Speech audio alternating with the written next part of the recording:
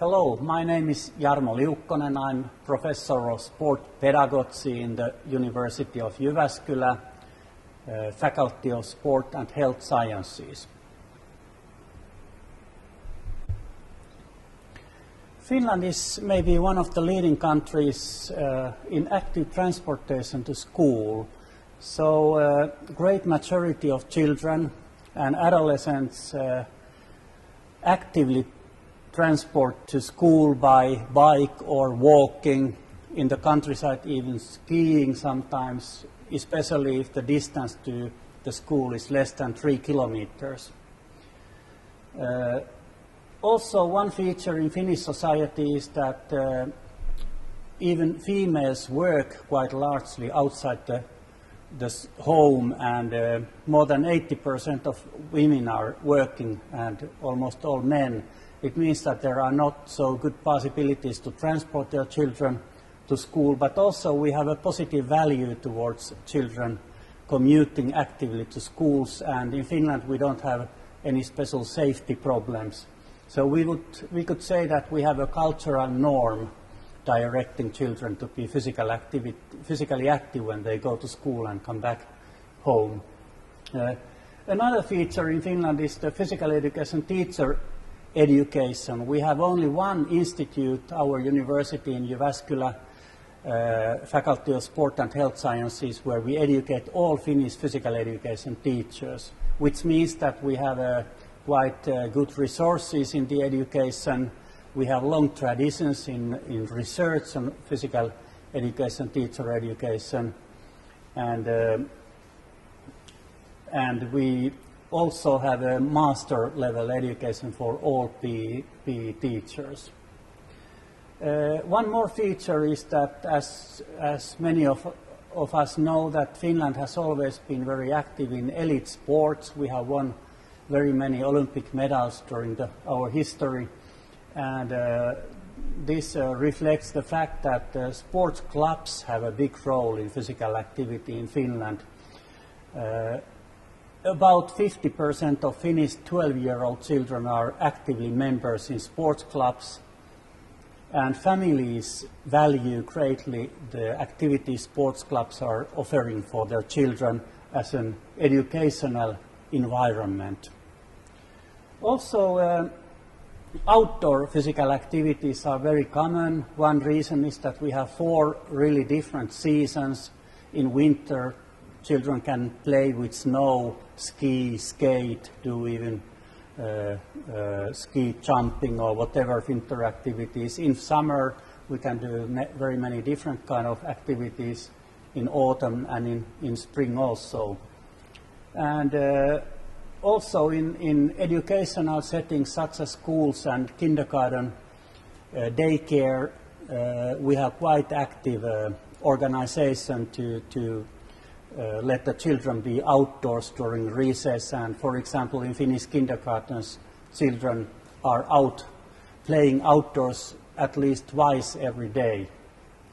Another feature still in Finland which make us a good country for physical activities is the neighborhood physical activity facilities. Almost all municipalities in Finland can offer walking and skiing tracks, bike lanes, parks and other neighborhood facilities for children and youth to be physically active.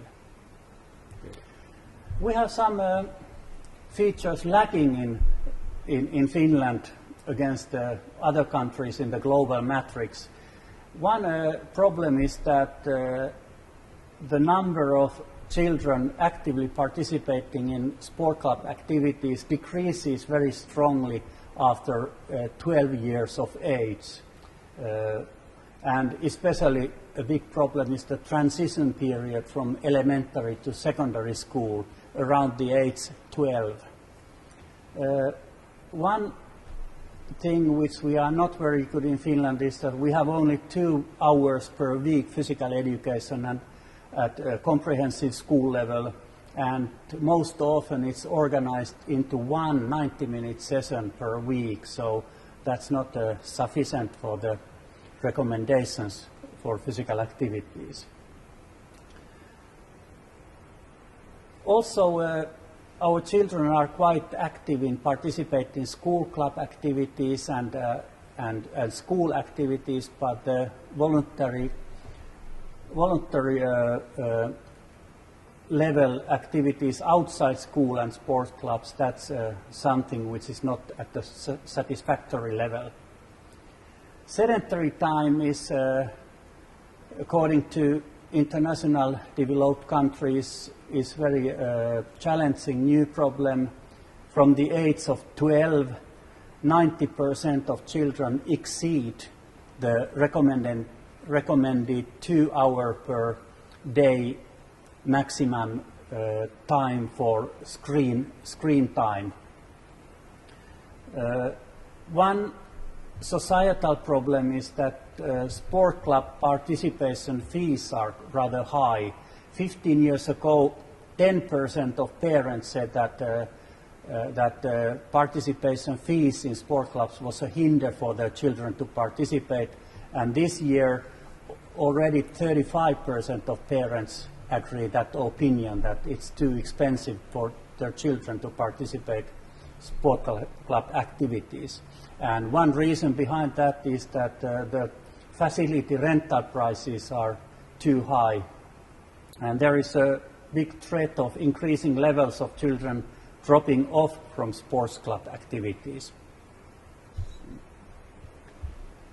3 key recommendations for improving the physical activity levels in children and youth in Finland might be that in neighborhood sport facility planning, more non-standardized building is needed. For example, soccer fields that are not suitable for Olympic sport athletes as competition or game venues.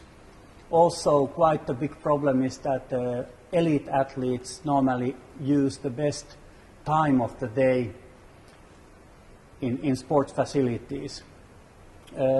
Another recommendation might be that municipalities should offer free or very cheap sports facilities to the sports clubs and other voluntary sports organizations.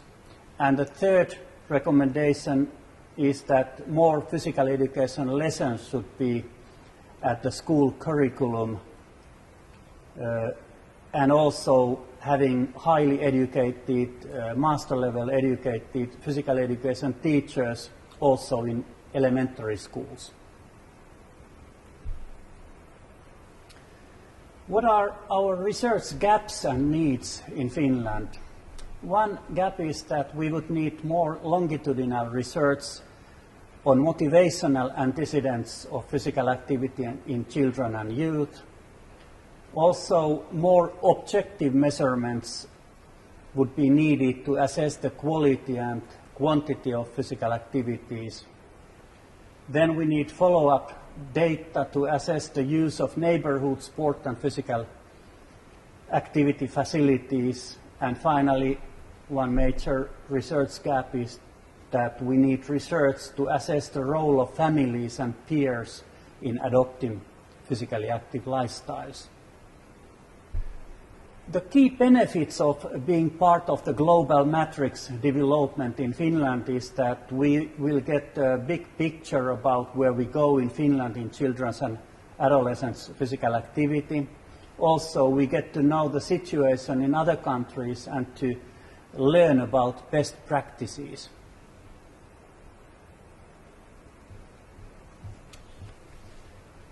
Kaksi vielä.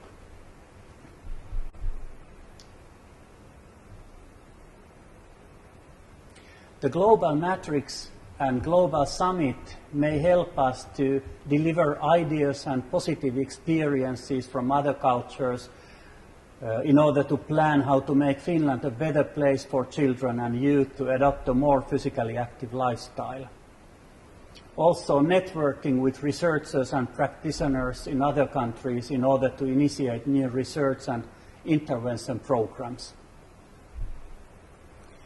And as final comments, I would like to say that all in all, Finland seems to be one of the leading countries in offering and developing possibilities for children and youth to be physically active.